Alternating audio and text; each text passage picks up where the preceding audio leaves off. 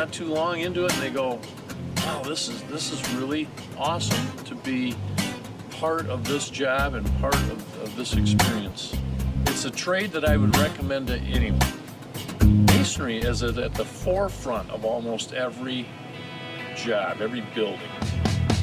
So my great grandfather would have been a builder, but my grandfather was certainly where our background started from. He was a builder, residential builder in the Depression era, and he was, as all residential builders were back in that day, he was a jack of all trades. They did it all. So certainly he had ample experience in the masonry industry. And my grandfather didn't have time to do the brick himself, and so he asked my father, whose name was Tom Baker. He said, Tom, now that you're out of high school, what are you gonna do? Well, I don't know. And he said, well, you want to lay brick on these two houses? My dad said, well, okay. He went to purchased some books on masonry, how-to books. Read these books, and boom, he was in the masonry business. He was in the masonry business for 60 years, right? Virtually to the day he died, he was still laying brick. He loved it, brick or stone. His passion was really almost indescribable. Masonry construction is such a gratifying trade, and such a it gets such a hold of you that all of a sudden now here I am, 19 years old, and now it's got a hold of me, and never let go, and it's been a passion of mine ever since. So between my father and I, we have had a uninterrupted run of masonry business in the Baker family for 72 years now, and I guess 70 years. So long time, and now here I am, 62 years old. My son Adam is 29, nearly 30, and he is he's going to own the company by the end of the year. So, and he shares that same passion, I think, don't you? I can't say that I have always shared that same passion. I wouldn't say forced into going to work for him in my high school years, summers off and stuff, but pretty close. I didn't have much of an option. I had my three oldest kids at the job site one day in the middle of a summer. It was a hot day. They're all in, the oldest is probably 17. My next daughter is 15, and Adam was probably about 13, 12, 11 at that time. So we had a little emergency where a laborer didn't make it that day, so I called up my wife, and said, hey, send those kids over to this job, wasn't too far away. I said, all I need to do is clean up, and because we're trying to get done, and I don't have enough manpower to get done. Those kids can really help us. So they show up, and my one daughter, she's just filthy from dust and sweat, and she's sitting there totally disgusted with what she's spending her day doing. And she looks at me and she goes, Dad? I go, yeah? She goes, you know those guys that you tell us about that come to work and at noon they leave and never come back?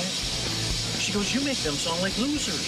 She goes, Dad, they're the smart ones. That was one of the funniest things I've ever heard come out of her mouth. But she wasn't laughing, she was serious. And, I ended up going to school. Couldn't really find a direction in college. Just kind of a lost puppy kind of thing. Just didn't know what I wanted to do, and I ended up moving out to Colorado for 6 months with my younger sister. just kind of get away, clear my head a little bit, and Well, and they had to spend a winter skiing. They didn't mention we had to go that. They skiing. didn't just move to Colorado. Right. So that kind of played its course, and you know, I was missing family, I was missing friends, so I decided, well, maybe masonry wouldn't be all that bad. It treated Grandpa good, it treated Dad good, so maybe I should think about getting into that. And I had a little bit of experience, but mostly just laboring, no stonework, no actual mason work. So moved back from Colorado, got into laying stone full time, and kind of the rest is history. It's like you kind of touched on, one of the most satisfying things I think is starting a job anywhere from a one-day project to a 2-year project or multiple month project, and starting with nothing, and at the end of the day or at the end of the project, stepping back and saying, wow, we worked hard, but this is awesome, looks great. And not to mention then 10, 15, 20, 30, 40, 50 years from now, you can drive by it again and say, wow, we worked our butts off, but it still looks great. Still looks great. Our company tends to develop our craft from within our company. So myself, when I worked for my father at like Adam, 15, 16, 17, 18, I was doing the laboring. Started at the very bottom and worked up. Adam, the same thing. I have a nephew, and Adam's first cousin that's on our crew. Dustin. Same thing. And all of our guys start at the bottom and work up, and we try to teach them the very finest of techniques, and really pass on that desire and that love of the trade, and they get it. We've had guys spend their whole adult life working with us. We have very little turnover, and we're quite a team. As Adam says, we're so much of a team that if the new labor that's been with us a month needs a hand, I'm not afraid to go give them a hand, because it's a team effort, not a me and a you effort. And, I think it's really part of the key to our success is that every guy on our team has such a high value. Respects Yeah. everybody. Yeah.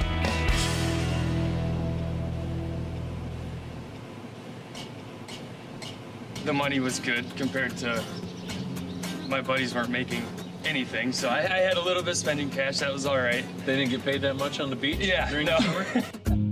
It's time for you to lay stone. So he did have a qualifier.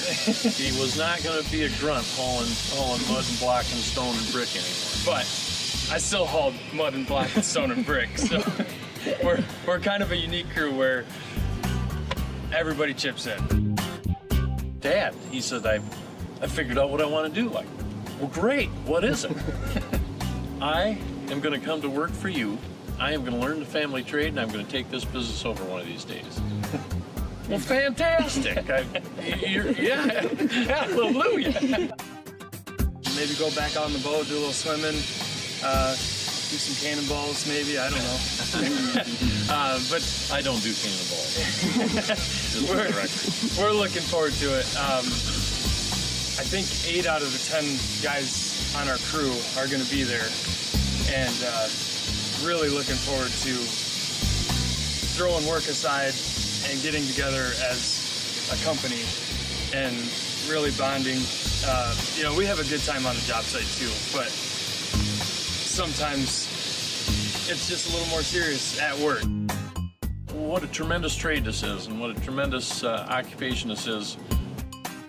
Well, I do a little golfing, but very rarely does it end up being fun. It becomes much more frustrating. Yeah, we have a very strong family.